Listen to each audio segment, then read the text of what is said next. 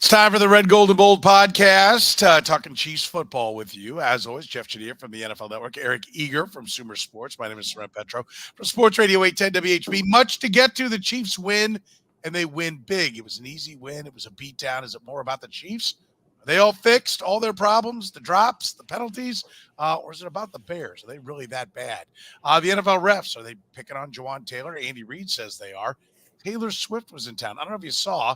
It's kind of a subtle move there, but she was at the game. What does that mean for Travis Kelce and the Kansas City Chiefs? How are we viewing the wide receivers now? Is Trent McDuffie, we all ready to say he's the number one cornerback? The Chiefs running backs, all of them, did a little bit of everything. This running back position, actually a strength of the team right now. Patrick Mahomes did twist his ankle. How do you go about beating the Chiefs? If you were going to self-scout, beating their offense or defense, expectations for the game against the Jets? I don't know. We're going to try to get to it all right now on the Red, Gold, and Bold podcast. You're listening to the Red, Gold, and Bold podcast, the most in-depth analysis of the Kansas City Chiefs on planet Earth, breaking down the Chiefs like no one else can.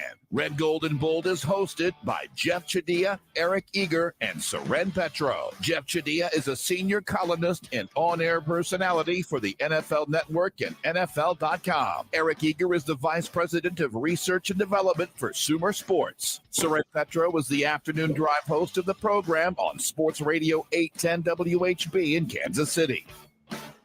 The Red, Gold, and Bold podcast is proudly brought to you by Gann Asphalt and Concrete, Kansas City's nationally recognized full-service paving and pavement maintenance contractor, making parking lot problems disappear since 1994. Free consultations, no commissions, in-house crews, and every project comes with a written warranty. Find them online at GannAsphalt.com or call 816-484-3338. Gann Asphalt and Concrete. One contractor, all things parking lot. Now, here are the hosts of the best Chiefs podcast, Jeff Chadiha, Eric Eager, and Soren Petro. You just couldn't resist. You just couldn't resist. Thanks for joining us if you're catching us via the podcast. Remember, you can be a part of the conversation, even see us knuckleheads like Eric Eager, who's flashing his glasses cleaner, his Gann Asphalt and Concrete glasses cleaner up there. Not bad. Our buddy Nathan hooked us up with a care package. Come in a little bit handy for a guy like yourself that wears glasses. Am I right, Eric? It does. It's really hard to get a good shirt clean, so whenever you can deviate from the shirt to the actual glasses cleaner, you have to. A great job by them. Really generous company, Gann Asphalt and Concrete. Yeah, they do a great job. We are proudly brought to you by Gann Asphalt and Concrete, almost 30 years in Kansas City, making parking lot problems disappear. If you're a business owner, if you're a business manager, you can make sure that the first impression you leave with your clients, with your customers, is a good one. Make sure it's a brightly striped parking lot that's smooth as a baby's bottom. Right now, go to GannAsphalt.com or call 816-484-3338. Gentlemen, a lot to get to. That was a beatdown on Sunday. What are you saying, Jeff? More about the Kansas City Chiefs or more about what we saw from the Chicago Bears? I'd say more about the Bears, which doesn't mean the Chiefs aren't getting better. It just means the Bears are probably the worst team in the league right now, given the Cardinals beat the Cowboys and nobody else is really in the running for that. I mean, that loss is the kind of loss that gets people fired. And if I'm Ryan Poles, if I'm Matt Eberflus, if I'm Justin Fields, I'm thinking we all might not be around here next year based on the way this thing is going. So, the Chiefs did what they had to do. I don't think anybody on this show or picking this game thought it was going to be close. It wasn't. But what struck me was just how uncompetitive the Bears were in the game. It was like they were playing, a Division II football team. And so I don't know what's going on in Chicago, but it's hard for me to take anything away from that game about the Chiefs, except that they picked the right time to get better and for Taylor Swift to show up. Yeah, she picked a good one. If she's going to come check out the Chiefs and her new guy she's hanging out with. I don't know if it's been described as anything more than that at this point. More about the Bears, more about the Chiefs. Eric, what do you think? I thought the Chiefs did a good job. They have not handled business against bad teams. Like, think about how they played against Denver last year, both games. So in that way, it was refreshing. But this is all about the Bears. The Bears stink. The Bears had too high of expectations going into the year. In my preview for the Sumer Sports, I wrote that they're more likely to be entertaining than competitive, and I did not mean that way. I think that my biggest worry, as somebody who's a Ryan Poles fan, I really like the work he did in Kansas City and everything. I hope that lofty expectations by the fan base and by national media, because they're one of the three biggest cities in the entire country. I'm hoping that doesn't get everybody fired too quickly before they can see their way through, because the rebuilds are hard. They rebuilt from basically scratch, and anybody who thought that they were going to be competitive this year, I think, this is a dose of reality. I asked this question on the radio show, and Curtis's answer was, I think it's more about the Chiefs. And I said, well, I think it was more about the Bears, and it kind of shocked him. And it's not that it's a negative about the Chiefs. I think, Jeff, that was kind of your point, right? That we're not saying the Chiefs did anything wrong. You just can't measure a team against ineptness. It might all be fixed, right? They might have all the magic elixir, but who knows based on that team? That is a turtle on its back.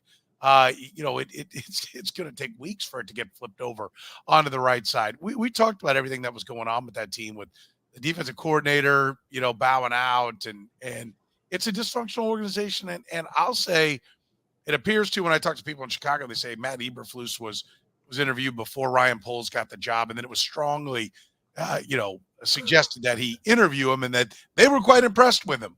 That's no way to run a team, right? I don't know how that can be, a healthy environment, and why you would think somebody down below that could make it better, right? The Chiefs might be outstanding, and they might be the best team in the NFL. I'm willing to say that they are definitely one of the best teams in the NFL, but not based upon that showing alone.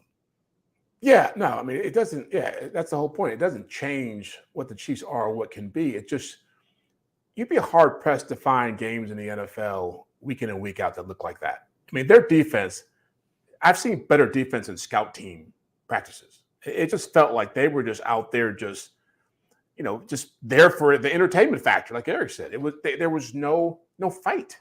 And I know that they've got pass rush issues, and I know that they got banged up in the back end, and Eddie Jackson and Brisker and these guys, Jalen Jones, got hurt in the game. They had some issues. Jalen Johnson got hurt in the game. But again, it's like, I watched the Cardinals play, a team that we all by consensus said was going to be the worst team in the league, play a Cowboys team with a quarterback that showed up on August 30th, and they beat a team that had been killing people for 2 weeks. They wanted to play. I'm watching Shane Steichen with a Colts team, doesn't have his best player, with a quarterback who had 13 college starts, and they're 2-1. like I don't think it's a lot to say the Bears should be better right now. I know this is a Chiefs broadcast, and we'll get into I don't want to belabor the point. Oh no, I think to me it was just astonishing. They've gotten worse every week. The one thing that's interesting, you brought this up, Soren, just briefly before you threw it to Jeff. The athletes first, CAA, Wasserman, like the whole, you get the pair, right? Because it's harder to kind of like mess with both the GM and the head coach. Like that was very much apparent in the Eberflus, right? They both have the same agents, right? And so I think that's actually becoming more common, and you wonder if that's actually effective. I think in this case, not, because in my opinion, to your point, it was sort of like a Mike Tomlin situation where they interviewed him out of, like, in the case of Tomlin, it was the Rooney Rule. In the case of Poles, it's because he shared an agent with Eberflus, and then the actual competent. And again, we don't know if Poles is competent, but like the actual, apparently the more competent guy ends up getting the job in this case, and the Eberflus is kind of this anchor now onto them, right? I think it's an interesting dynamic where these teams are oftentimes picking GM and head coach from the same agency, and I think it's overfitting, frankly. Yeah. I listen, and last thing we'll say about the Bears, to your point, Jeff, and Tim Grunhard said this on Monday when he was on with me on the program, and he said, like, guys, they'd fire out, like there's a pride factor, right? You fire out on a pass rush, but then you don't get there on the first move, and you're kind of, okay, I'm done. I mean, I watch receivers would run their route, and Fields would still be alive, and they're like, well, I ran my route, I'm going to kind of jog this way. Like, there wasn't like, I got to book it across the field, or I got to come back to the quarterback. All right. And that's what happens. And I think that's what you see the difference with the Kansas City Chiefs is there's a belief in the coaching staff. there's a belief in the organization. Every player I've ever talked to, Jeff, you've talked to more than me, but I remember Brian Waters articulated it so perfectly for me. He's like, all you want as a player is for a coach to put you in a position to succeed as an individual. And that's more so your position coach. But as a group, and as a team, and you get that on the good teams. That, they're going to magnify whatever you do well. They're going to minimize what you don't do well. And they're going to have schemes that allow you to be successful. The Bears are a team that knows they're screwed. When they run out there, this collection doesn't work and this coaching staff doesn't have the answer. And that's how a team ends up looking disheartened. They try off the first snap of the ball, but they give up as soon as they can. Yeah.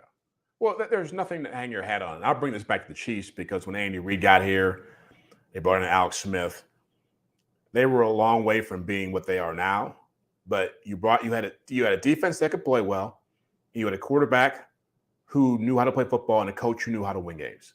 And so you had something to hang your hat on when you were trying to build a winning culture. When you went out there each week feeling like we can find a way to win games.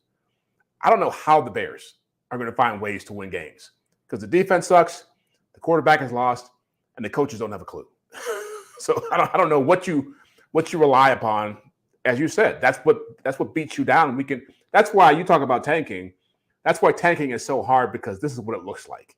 And it's hard to play football week in and week out when this is the result you get out of it. But if you're going to tank, this is how it does look. I do agree with you. You strip a team of its ability to win, and they have no choice but to eventually fade and quit on the situation. And I'm going to tell you, do you look at the Bears? Let's enough about the Bears. They should be tanking. We can talk more about the Bears on 2 Deep later on. That's our other NFL podcast. If you've never checked that out, I'll look for it wherever you get your podcast. We do that on Tuesday night as well. That's coming up later if you're catching us via the stream. Let's talk about the wide receivers because that did seem to be a positive for the most part. I want to double back around to Jawaan Taylor and the whole Taylor Swift thing, but wide out wise, Eric, do you see progress at the wide receiver position despite the ineptitude of the Bears? I do. I mean, I know some of the snap counts and everything are a little bit weird because they got out of their first string offense, midway through the third quarter, but seeing Rashee Rice take real NFL snap counts was encouraging. It looks like right now the 3 wide receivers that they're going, or 4 wide receivers are Watson, Valdez-Scantling, Tony only had 2 snaps, so he's out. Sky Moore, and then Rashee Rice. That seems like if those guys figure it out, that's not like a terrible receiving core, right? We saw, to Jeff's point, you got to adjust everything for the fact that the Bears can't rush the passer or cover. So besides that, they're decent. But I liked what I saw. I liked the definitiveness in the play timing, meaning they're actually going to go with a few receivers and test them out like we asked for 2 weeks ago. So I thought it was encouraging. Yeah, Jeff, I'm encouraged too. I like Rashee Rice, but I think Sky Moore has started playing more like you'd like to see him play as well. MVS, you're only going to see the one catch when you look at the stats. If you watch the game, you saw that he had a big touchdown that was called back. He's doing his job, taking the lid off the top. But the Kadarius Toney part, he was on the injury report. Is that just an injury thing, or are they starting to gravitate away from Kadarius Toney?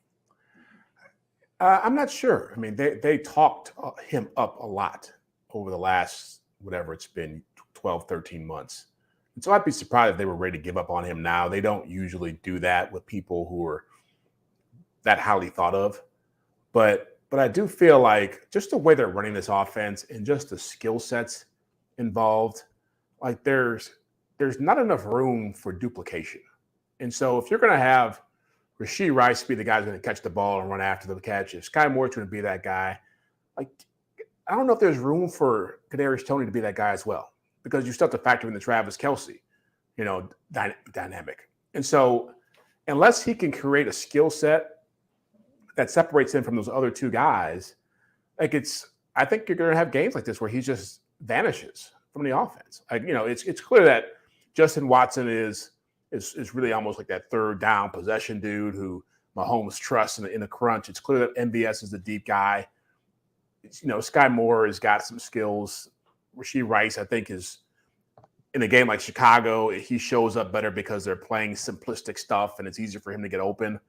This game this week will be a better indication of where they're at because even though the Jets defense isn't playing as well as they should be, they have some dynamics that can be tough for the Chiefs offense, which is one, a really good pass rush, and two, really good cover guys. And so I think we'll have a better feel for how good these guys are based on how they compete against New York.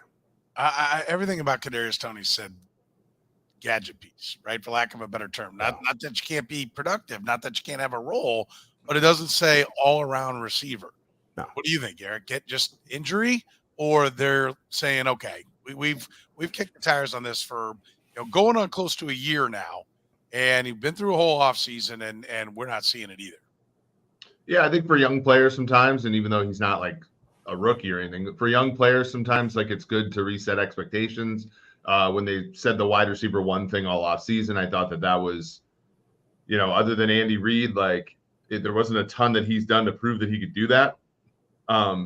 So maybe they just to your point, Petro, they reset expectations, they turn him into a gadget guy, and if he continues to sort of evolve into that role, I mean, they've done that with McCole Hardman a bunch, right? McCole was in year 2, started the season as the number 3 wide receiver, kind of failed a little bit, went back to gadget guy, and he kind of always kind of ebbed and flowed between having a real role in the offense and just being a gadget player.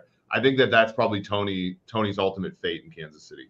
And I double checked. I didn't realize it was that bad. I knew I hadn't heard his name, but Pat's saying, how's Hardman doing? He's at 1 catch year to date. That's right. 1 catch, 6 yards, which I know Aaron Rodgers isn't there. That's a part of it. It shows the difference between Nathaniel Hackett and Zach Wilson and Andy Reid and Patrick Mahomes, how much the quarterback and the coach really matter, because McCole Hardman's really accomplishing nothing with the Jets. Is Justin Watson, is he just break glass in case of an emergency, or is there more there from Justin Watson? A lot of people, he seems to, when he makes a catch, they tend to be kind of 25, 30-yard, like kind of big, impressive catches, and kind of when Patrick Mahomes needs a bailout. Could they be doing more with Justin Watson, Jeff? I think what you get is what you just said. That's his ceiling. So if he's getting more than 5 or 6 targets in a game, your offense is not doing what it needs to be doing. Like, I feel like he is a guy who can make a clutch catch here, make you pay, like that last year against the Chargers where he's in the game, Chargers blitz, somebody misses a coverage, he breaks free, and he's in the right place at the right time all the time, which is what quarterbacks love. And so, but that doesn't mean he needs to be getting the ball a lot. And so I think ideally this offense is going to be – I'll be more encouraged by the receivers when I feel like Sky Moore and somebody else outside of MVS is making it happen. He's consistent, like Terry says, but he's not spectacular. He's not a game. He had the worst drop rate on the team last year. I think that he does some good things. Patrick Mahomes tends to make wide receivers look good. Like when Pat started starting, we were like, oh, Chris Conley is catching touchdown. DeMarcus Robinson, and then DeMarcus Robinson kind of went off the deep end as a player. I think Jeff's 100% correct. If Rashee Rice and Sky Moore are playing wide receiver for this team in 3 wide receiver sets consistently, this season will turn out pretty well. Yeah, I want to hit this one up real quick from Red. He said, what are we paying MBS for? Catch 1 ball per game. Again, and there's a little bit of a lag between we say it and guys get a chance to put their comments up there. But he had a long touchdown taken off because of a penalty. I think that was Jawaan Taylor's offsides penalty, or lining up in the backfield penalty. So I would tone down that comment, but he is what he is, right? If you look at the statistics of the Chiefs offense when he's on the field versus when he's not on the field the last 2 years, it's staggering how good they are. And the Green Bay Packers were the same thing when he was on the field. I get that it's frustrating. If you have him on a fantasy team because you're a Chiefs fan and you want, their number 1 ostensibly wide receiver on your fantasy team, he doesn't produce catches and yards and touchdowns. But this offense does better when he plays. He's a limited player, but he's having him off the field would make things harder, I think, for the offense. Yeah, I feel like I said this last week about the defense. What makes them really good right now is that Spagnuolo's not asking them to do things they can't do. And my fear with the Chiefs receivers is that it's the opposite, that they are going to ask these guys to do things that they can't do. And it's already started with Kadarius Toney, a little bit with Justin Watson, and we'll see if it happens with the other guys. But I feel like there are a lot of guys here who have limitations. And as a group, it's exciting. But, in specific situations, which football is played in specific situations, it can be discouraging. Yeah. I'll leave the MVS discussion with this. Brett says MVS was in the playoffs. He was. His contract was worth it. Thank God they had him, particularly when every receiver they had was dropping like flies against the Bengals. But then the counter, John says, is MVS cuttable after this year? He gets paid a lot to be a deep threat. I think he will get cut after this year unless he has like 1,000 yards or something. I think I'm not convinced. And who takes the top off the defense?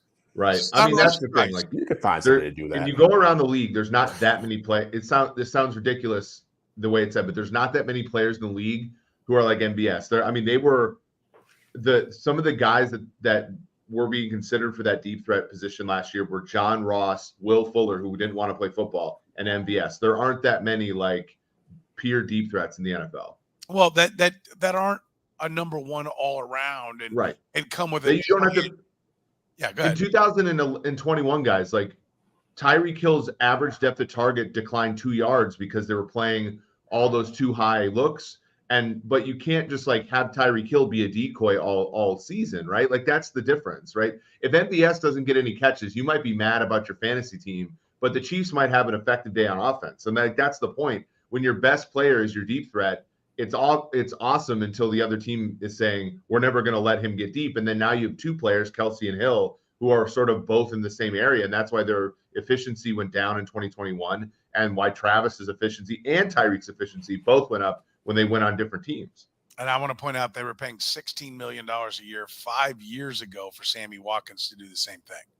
And now the APY on this one is about $8 million. Next year, he'll have a cap hit. His cap hit does go up to 14. Again, the APY is about 8, but because they backloaded everything, he has a cap hit of 14, a dead cap number of 2. I would expect some kind of renegotiation to bring that number down, maybe even adding a year on if they don't think they can grab somebody, in free agency that they could then cut and walk the next year or keep. But I don't see all the answers at wide receiver, and there are some big decisions that have to be made, and they tend to like to address those decisions a year early. L'Jarius Sneed is not a year early. That they're going to have to address that, which they've done a very good job of, and we're going to get to Trent McDuffie in a minute. But Creed Humphrey, Trey Smith, there are other guys that they've got to make some decisions on contract-wise. That Nick Bolton, and it looks like they're in a pretty good spot with a couple of guys, but there's still a little bit more to do. We mentioned it. By the way, we're proudly brought to you by Gann Asphalt and Concrete, nationally recognized full-service paving and pavement maintenance contractor. Parking lot problems have been making them disappear since 1994. Don't risk accidents and liability issues in your parking lot. Call Gann Asphalt and Concrete, 816-484-3338. Online at GannAsphalt.com. Are they picking on Jawaan Taylor, Jeff? I mean, for God's sake, how long does he have to sit there and take this from these officials in the NFL? Just move up a few inches. Don't get that kick step going so quickly. It'll all go away. I mean, full disclosure, I did not see him when he got pulled out of the game for the injuries. I was starting up my CPAP machine and getting ready to doze off for a mid-afternoon nap when that game started getting out of hand. But yeah, look, we said this 2 weeks ago, that as long as he's going to be in the danger zone, we'll call it, of officials know to watch out for this. I don't know if there's so much making an example of him, because you see other players and other teams that do similar stuff, but he was so egregious in what he was doing that anything close now, he's going to hear about it. And people who coach know this. It's like the officials are talking about this with the coaches before every game. Hey, watch it. We're going to keep an eye on it. If it's a corner who's handsy, if it's a lineman who has some dirty tricks involved, like they're going to tell them before they start calling it. Watch it. We're going to keep an eye out for you. So I don't think they're picking on him. I think Andy Reid's trying to get some of the confidence back and stop making him a story, but it'll be less of a story once he stops getting flagged. Okay. Eric? Yeah, that's my point. Yeah, What's I so know hard Lane about it? Johnson does the stuff, and so it's going to blow up my thing a little bit. If you make 20 million APY at right tackle, you should be able to win in more than one way. So I don't feel that bad for him. I know that's not necessarily fair, and I know a lot of Chiefs fans are like pointing out like but you gave the league a reason, like you pushed boundaries in a situation where, I mean, this isn't like, I had a colleague who was very smart, was like, Eric, he's just like moneyballing right tackle. I'm like, no, he's not, because football is officiated by human beings and they're going to mess with him. And you can shear a sheep 100 times, you can skin it once. And Jawaan Taylor skinned that sheep and it's over for him, right? So you got to be able, you're a $20 million APY right tackle. It's time for you to win the way it's time for you to win the way that everybody else tries to. I'll disagree. I think the officials are going to back off, and I think Andy Reid put a spotlight on him. Is a great way of putting it. Sam McDowell, with Andy Reid, first of all, I think Andy Reid is regretting his comments from week 2, where he went out and basically said, yeah, he deserves it. That empowered the officials to come firing out. I think Andy Reid recognized that. I think when Andy Reid starts calling it out, he's on the competition committee, he carries weight. And by the way, like, they look at social media too. And Juwan Taylor's not any further in the backfield. The problem with Juwan Taylor was he lined up in the backfield and he also jumped the way the Eagles jump all night last night. They jumped the snap on the silent count, and those cowards in black and white stripes won't call it, right? Like, if you're going to have a silent count, so, well, it's a silent count, you know, we give them the benefit of the doubt. Just like those dumbasses can't figure out when the clock goes to 00 on the play clock rolling out. And we got to where 2 or 3 seconds go by and there's zeros on the clock and they don't call delay a game. And then finally somebody says, okay, enough. And if you look at every team out there, their tackles, did you see the Bengals? Did you see the tweet I put out there today? The Bengals, their guards were even in the backfield. Nobody was even near the line of scrimmage in Cincinnati. I do think that they will be backed off Juwan Taylor. I don't think he'll be much closer, and I think the calls. I guarantee you, Andy Reid probably got a nice fat fine for that comment from the league. I don't think. This reminds me of when Bill Belichick back before they changed the rules. His defenders were notorious for holding, and there was the AFC playoff game that they had with the Colts where Bill Polian went nuts, went berserk because guys like Ty Law and Rodney Aarons were grabbing Marvin. It was so egregious. It was just Marcus Pollard was getting dragged to the ground. Yeah. It was just like, it was the rule, and they were violating it, but they were getting called for it. And they ended up changing it in the offseason. I would almost bet you this gets looked at in the offseason because whoever said it was right. I made the point before the commenter said it, which was that, yeah, it happens in a lot of places. The problem is when you're on national TV in the first game of the season, and the broadcaster and an officials guys talking about it, you're going to get a lot more attention brought to you. And so and they're going to be I guarantee on Sunday night, if he's doing it on Sunday night, they're going to be calling. They're going to be throwing flags. It's the same crew who's doing it. It's Chris Collinsworth calling the game, the same official, whoever it was, I forget his name, and they're going to shed light on it. By the way, Chris Collinsworth was calling him out. He wasn't calling the game. He was calling a different game when Collinsworth was calling him out and making a point of it. Here's my issue is that they said this was a point of emphasis coming into the year. And again, I mean, are you telling me that other tackles aren't lined up just as far back as he is? Just answer that yes or no. Are other tackles lined up as far back? No, but he was demonstrative on opening night. Fine. He should have more penalties than everybody else, but he shouldn't be the only one. If it's a point of emphasis and everybody else is lined up in exactly the same spot, he shouldn't be the only one. But Petro, none of that matters to the Chiefs. None of that. Like MVS doesn't go back to the huddle and be like, "Well, at least Lane Johnson was called." Like it does matter to the Chiefs because if the team they're playing has to move their tackle up, their pass rushers have a better chance of getting to the quarterback. The pass rushers are doing pretty damn well. Anyway, okay, they're going to play the Eagles, and there'll be plenty of time. It doesn't matter what's right or wrong. It matters what will change it. And right now, Juwan Taylor's not flying. Like you got to cheat up. Like everybody's looking at you. Well, it's not fair. But none of us are going to be like, hey, none of us are going to change the NFL through our tweets. I don't think. That's my point. It's like I agree that they're being unfair to him, but you have to know as a tackle in the NFL that the NFL is bound to act this way. By the way, the chat room is lining up for me. Grant is backing me up. Point for me from Tommy. I don't see any love for you two clowns. A point from Tommy is like a -1 point. It's not Tommy Moe. It's a different Tommy. This is hold Tommy. that like a badge of honor. This is a different Tommy. This is a different Tommy right there. Oh God, wrong Tommy. Sorry, Tommy. So here. How about this one? -2. Tarek -1 to Jeff. There you go. Pat, I'm a winner. Listen, I mean, I get it. I understand your red meat. That's true. Yeah. I'm playing to my audience. Literally red meat. Yeah. But I do think that. Give me an over under on how many times he gets called this week. I think he'll be, if he's doing it, he gets called. How many times? He changes his stance. Over under. What would you guess? 1.5 -130 to the over. Okay, Jeff. Twice. He'll get called twice. I'll take the under. If he changes his stance, he won't get called. I'll take the under. He will be called less, and he won't look like he's any closer to the line of scrimmage. I mean, unless there's suddenly a league-wide memorandum that came out. But you don't think there's any correlation between what happened on Thursday night and what happened in Jacksonville? What do you mean? They weren't calling it on Thursday night, and then all of a sudden they were calling it. Oh, for sure. Yes, it was absolutely. And I have no problem with them calling it on Juwan Taylor. They're just not calling it on anybody else. And all you watch any game, they're all lined up like that. Listen, here's the big picture of it is two quarterbacks are going to get trucked. They're going to move everybody up to the line of scrimmage, probably over, swing too far the other way, force guys up the line of scrimmage. Pass rushers are going to have a field day. They're going to knock Tua unconscious and break Dak Prescott's leg because that happens every year to both those guys.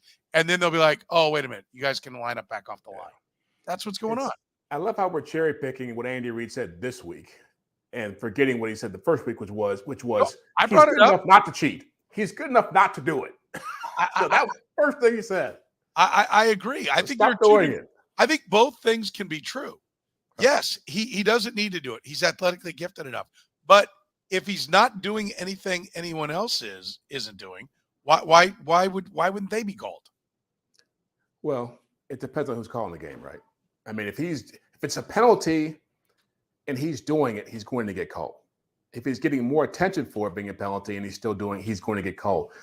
No matter how many people you get on your side with this, the easy solution is stop doing it. I keep finding more. There seems to be more people there. I love people who trying to lose weight, can't lose weight. How much? What are you doing? I'm drinking 5-6 packs a day. Stop drinking 5-6 packs a day. That just reminds me of the movie Bruce Almighty, where that gal's walking down the street. She's like, "I just lost 15 pounds on my Krispy Kreme diet." Like that's how Juwan Taylor has been addressing this issue at right tackle.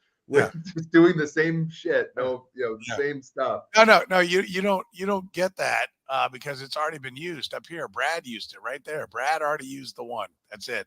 No, got it. Take that back, Eric. Take that back. So to Ryan in the chat, I sent Collinsworth a copy of my book, by the way. Amazon.com. Go ahead and purchase. Yeah, give it some up. Put it back up there. Let people see. If you want to learn analytics in R and Python, this is my book. Came out last Tuesday. Get yourself a copy. Okay. But I sent one to Collinsworth. He should be happy with me. Instead, he's messing with Juwan Taylor. You hate to see it. Is Jeff, have you gotten your copy of the book yet? I haven't seen it. I will send, gotten lost in the mail. It's coming with the GAN asphalt and concrete swag. Okay. I sent you a nice goodie bag. I assume one will be coming back my way. All right. We'll see where it goes. Okay. We'll see what he gets. I'm taking the under on holding penalties. Can we address Taylor Swift? Like, what does this mean for the Chiefs, Jeff? More coverage on NFL Network, more clicks, 400% increase in jersey sales for Travis Kelce. It means they're going to confirm what I thought at the beginning of the year, which is they will not win the Super Bowl this year. Because when all this stuff starts happening, this is the stuff that comes with it. All the higher profile, all the love, all the attention. And I love Travis. I think he's great. This is great for his brand, but you don't want to have a circus around your team. And I don't know what their relationship is. I don't have any desire to comment on their relationship. It's done well for his jersey sales, but to me, it's more like, I'm not a Swiftie. I don't get it, but it's good for him. I'll leave it at that. Eric? Wait a sec. I mean, I'm not what about me makes me look like a Swiftie? I'm neutral on Taylor Swift. I mean, there's nothing wrong with her. She is a cultural icon now, which, by the way, I got ripped on Twitter for saying she was a cultural icon like 3 months ago, but she is. Who would deny her being a cultural somebody was saying like the Beatles and all them like correctly, but at least I can admit she is but people are saying, oh, the Beatles or all the Bono, and I'm like, okay, but like right now she's a cultural icon. Good for Travis Kelce. Wait for him to shoot a shot. If it's like an Aaron Rodgers fake girlfriend thing, like Danica Patrick or Olivia Munn, then whatever. Aaron has survived that. If it's real, awesome for him. This is sad. Like I hate to do this. I sort of agree with Jeff that this season feels a little bit like it's running on fumes already, right? Like they're trying to get the excitement going from winning the Super Bowl. Lose week 1. Wide receivers are kind of sketchy. This doesn't feel like a shining star. It feels like a flashlight, to quote Keyshawn Johnson. Like it's something that's going to pump them up for like 3 or 4 weeks, and then we're going to get back to the reality of it's really hard to repeat as Super Bowl champions. Okay, so distraction. That's the consensus here. That's what it feels like to me. I do question. The only thing I'll say is I can't tell if it's a budding romance or just a good way to get publicity for both of them.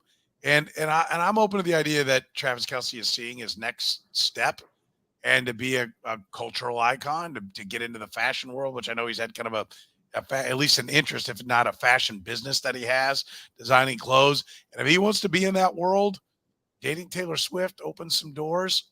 I don't really care as long as they win football games. And it didn't affect them against the Bears. Nothing was going to affect them. They could have been playing that game in a windstorm, and they would have scored 41 points. That's like the most comical line ever. Didn't affect them against the Bears. Didn't. Am I wrong? The Chiefs will be there when the Bengals, Bills, or Dolphins screw up in the playoffs. That's my take on the Chiefs. They will be there when those teams inevitably fall on their face. If those teams do what they're supposed to do, I think it's going to be harder this year for the Chiefs. And this is just another part of I actually think it's fine from a fan distraction. Like we're not talking about the Chiefs receivers as much as we normally would, or the fact that Pat can't like keep from getting hurt sometimes. Like that's a low key thing. So I do think it's a nice distraction in that way for them. Yeah. I got no problem with it. You crazy kids. I don't have a problem with it either. I mean, I'm just saying that you said when this comes up, you can't win a championship. I mean, but I think that's what I'm saying. The point I was making is that I've seen this story so many times with different teams where it's like you get so full of the exposure that comes with being a champion that you think you're always going to be able to turn it on and win games. I think if this was the off season, I would be like, that's cute, fun story. But that it's happening during the season is, to me, potentially a problem. I will say this. I do like this. But Tommy says OJ could have been in the press box and the Chiefs would have won by 30. That's fine. So can we pause? Can we talk about the best friend group that'll come out of this though? Because I want to take a poll here. Is it going to be Pat's dad and Taylor Swift? Is it going to be Travis's mom and Taylor Swift? Travis's dad, I like watching games on the couch too. But I feel like he prefers watching his son's game on the couch. But that's a dark horse one. Travis's dad and Taylor Swift. And then I think that the long shot, underdog is Brittany Mahomes and Taylor Swift being friends. That's the kind of stuff we should be talking about on the show, Petro. Can I point out that Tom Brady, after winning a championship, by the way, this is a team that's won a championship, the Tony Romo, Jessica Simpson thing. Tony Romo had never won a championship. Tom Brady dated models and celebs, even married a model. It didn't affect him from winning championships. Yeah, and they were all in private meetings like way away from the spotlight. No, Yeah. erroneous objection. Bridget Monahan named Tom Brady's son JET as his initials to piss him off, and we're just forgetting it because it happened back then. It didn't bother him. His now ex-wife was at the Super Bowl yelling at media people, "My husband can't throw it and catch it." No, keyword there is husband. She was there as husband. He was married. His wife was before he won his last championship. She was the torchbearer at the freaking Olympics. She was. I got to talk to Thomas about Brett Grimes' in the dark room. Tell me what about Brett Grimes' wife? Yeah. You got to talk to Thomas about that. Meet Nico Grimes. Brett Grimes' wife was pretty active on social media. I don't even know who that is. We probably have to get off this topic because it's too funny, in my opinion. All right. Yeah. We'll press on. We're brought to you by Gann Asphalt and Concrete. Free consultations, no commissions, in-house crews. Every project comes with a written warranty. Gann Asphalt keeps your parking lot safer, helps you and your business avoid unnecessary delays and costly expenses. Find them online at GannAsphalt.com. Let's talk a little bit about Trent McDuffie. Number one, your old employer. Pro Football Focus ranks him as the number one corner in football right now, Eric. Is he a true, I'm not going to go that far, but is he at least a number one corner? Somebody had a bold and daring prediction about that. I can't remember who it was, but would you call him a number one corner? Yeah, I'm going to go, though, with the Bears passing offense being the other side of that mirror. The Jaguars, now granted, the Jaguars are explosive. Wait a minute, hang on. There are two other teams in that as part of that grade. Yeah. One is the Jags Detroit just Lions. lost to Houston. One is the Detroit Lions, who picked to win the NFC, and one is the defending AFC South champions. Yep.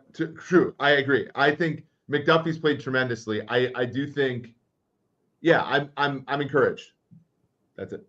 Like I think with corner play, you got to be careful, right? Rashad Fenton had like a solid month and a half as like PFF's 4th rated corner at one point. So we just have to be careful. McDuffie's draft capital and how well he played at times last year makes me think it's more real than somebody like Fenton. But yeah, I'm cautiously optimistic. Yeah. Jeff, where do you sit on McDuffie? Same. I mean, he's been really good. I like him coming out, but do I think he is? Well, I don't know how what went into that ranking. You're saying he's playing the best, that he's the number one. They have him as the number one or whatever cornerback. Yeah. So I think part of what Eric is true. It says it's true. It's like one is you came off the Bears game. Lions, outside of Amon-Ra St. Brown, don't have a dynamic receiver. The Jaguars had Calvin Ridley, but it felt like he was spending a lot more time dealing with L'Jarius Sneed in that game. So I'm not going to celebrate him at that level until I see him going off. Yeah, it's a power ranking of corners. Yeah, it's like he's not in the same category as a Jalen Ramsey, a Denzel Ward. He's better than Ramsey. Marlon Humphrey. Well, when Ramsey's healthy. I mean, the measurables hurt him. He's a shorter guy. He ain't the fastest guy in the world. But he's going to have matchups. We're going to find out. You know, he's going to see Devontae Smith and A.J. Brown. He's going to see Jamar Chase and T. Higgins. He's going to see Stephon Diggs, and then we'll know. But that's the only way you really know is when these guys – I think he's a really good corner.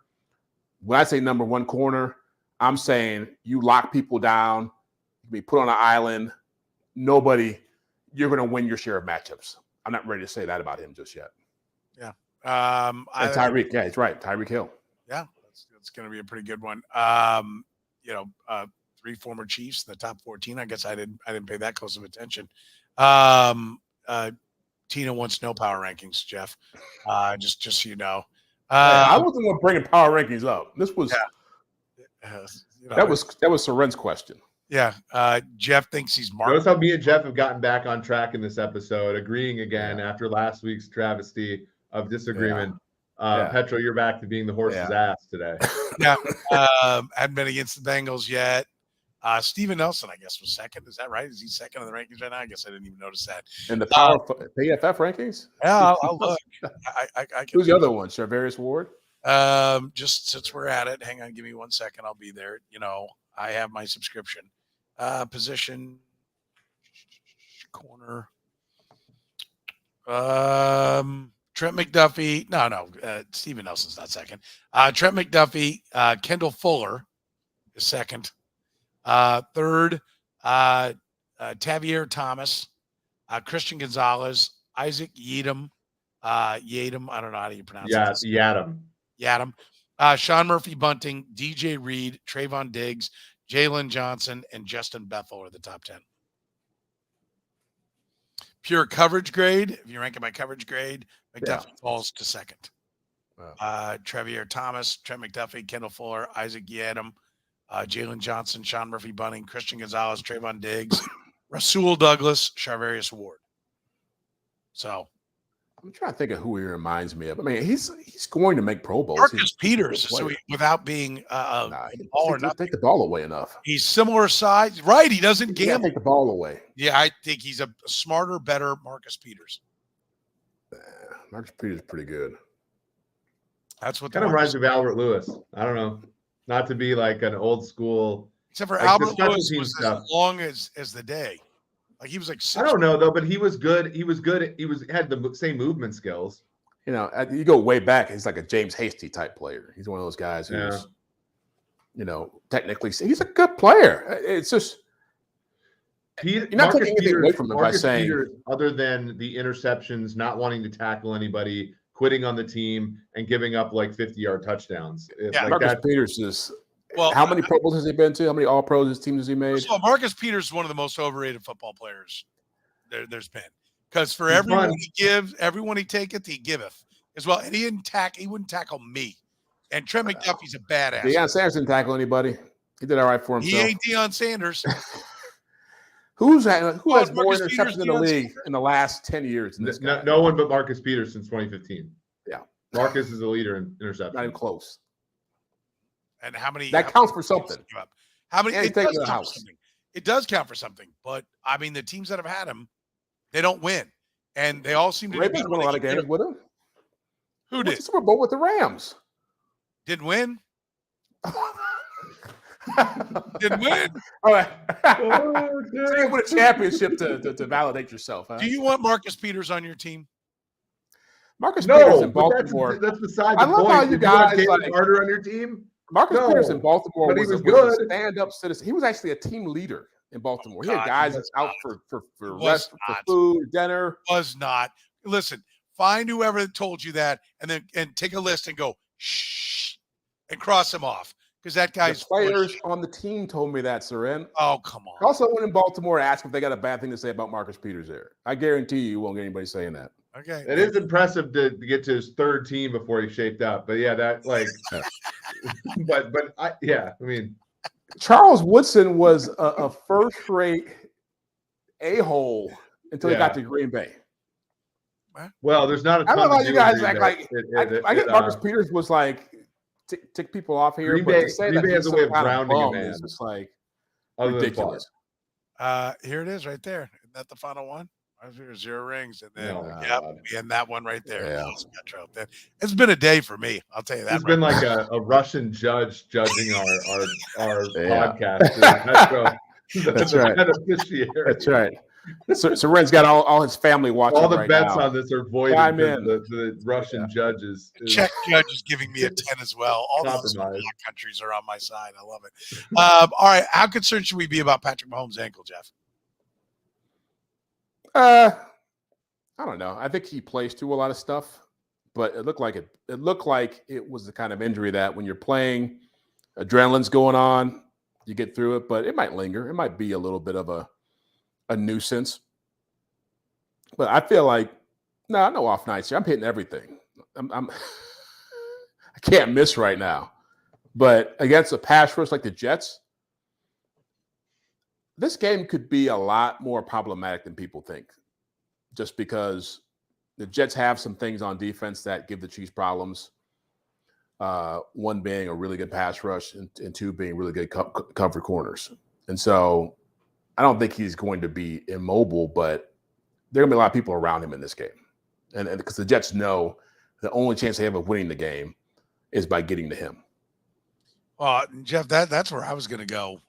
You nailed it. Like, I think it actually is a bigger deal than people realize because the Jets are going to come after him, right? Like this is their chance. They're embarrassed. The defense, wants to show a lot more pride in this. They are pretty good. We talked about it today. Sam McDowell from the Star, and I talked about it. Sam dug into the yards per play. I think they're 20th in defense, 16th against the pass, 13th against the run, or maybe I got 23rd against the pass, 16th against the run. But you take it to their yards per play, they move up to 9. So this is a top 10 defense that's like really questioning who they are, and what better way to make a statement than to come after Patrick Mahomes and knock him around. And he's got maybe a bum wheel, Eric. I think it's a little bit bigger deal than some people might. Yeah, I'm going to say something a little critical of Mahomes. I think that's the one place where he has to get better.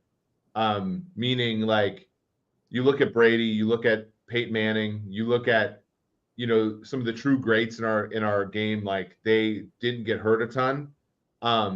And I think a lot of that was they got so good at the mental part of the game that they could use some of their faculties to protect themselves.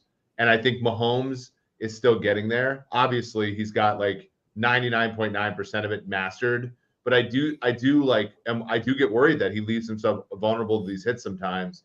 And he's not injury prone in the sense that like he misses a ton of games, but he gets injured a lot. Like he gets banged up a lot. And that's, to me, the one, if I'm looking at what's the difference between Mahomes and being put in that like truly greatest of all time category, it's going to be developing that ability to avoid hits in the way that like makes him never compromise. No, he's so athletically gifted that he can play better when hurt. That touchdown he threw to MVS off at 0 feet in the playoffs. Like you look at Joe Burrow, who's far less physically gifted. When he's hurt, his play drops so dramatically. Pat doesn't have that problem, but I'd like for him to be hurt less, if that makes sense. So that's kind of my like difference between him and kind of like the Brady tier. If I look all time. I think a couple of things. One, some people are mistaking this as saying like, oh, the Jets can win. I'm not interested in the other matchups. I think the Jets have got a much better chance to win than the Bears, which still isn't much, right? The Bears had no shot in my mind. The Jets can play defense. The point is that, can he protect himself? Because if we talk about grades, and this is a great point by Ryan, he says, is someone rolling up on Mahomes' ankle any more preventable than Pollard taking out Brady's knee? A little bit, because that Pollard dive has been eliminated, so but also, a little bit. But the point's valid, right? Like as to it.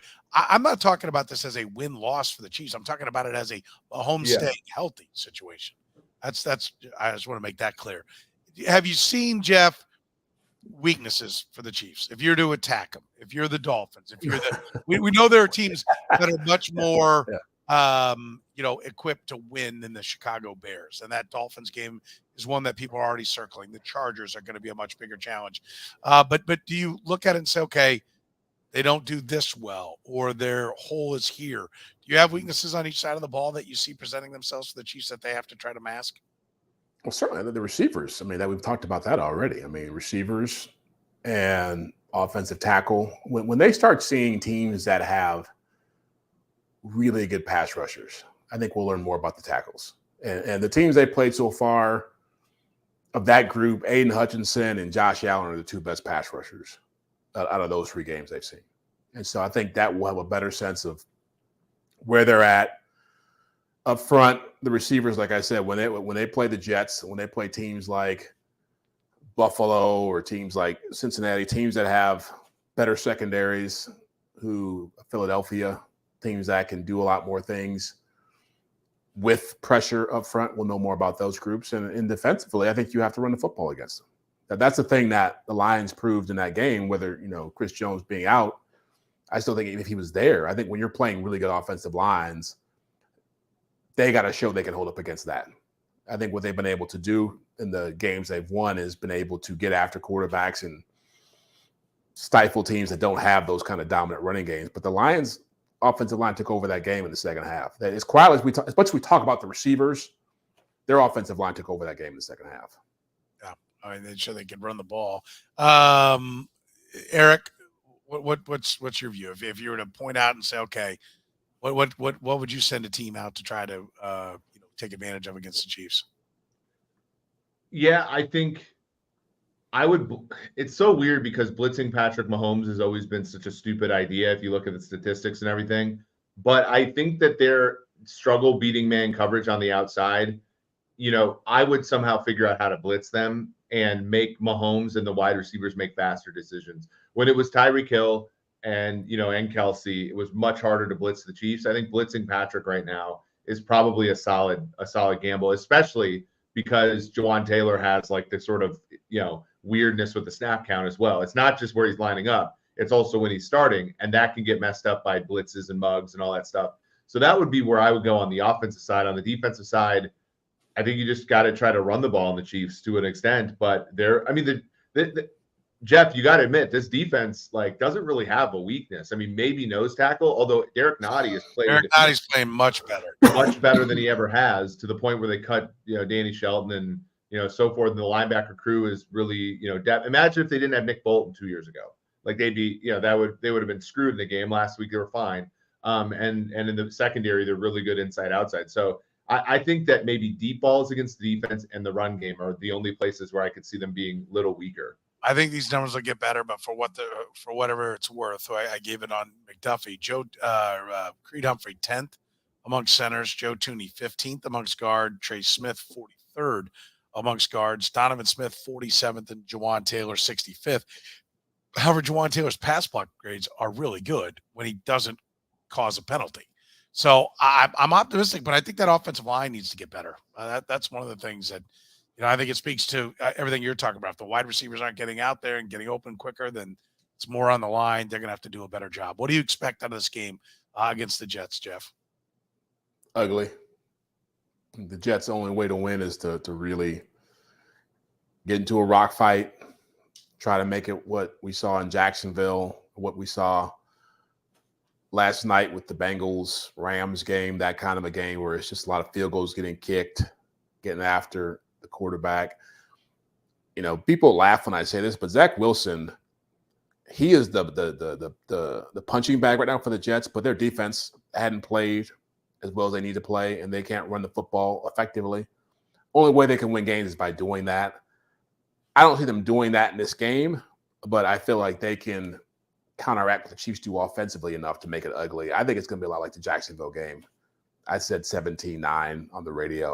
I'll stick with that. 17-9. A repeat of the Jacksonville. Do you think, Jeff, that the Jets can reliably score 9 points against an NFL team? That's 3 field goals. That's what I'm saying. I'm talking about they've scored over 9 points in every 3 games. Eric, it's 17-0. It's 17-0 going into the fourth with 3, by the way, field goals. I think that's how Jeff is getting there, right? Yeah. They've scored over 9 points in every 3 games, in all 3 games they played, right?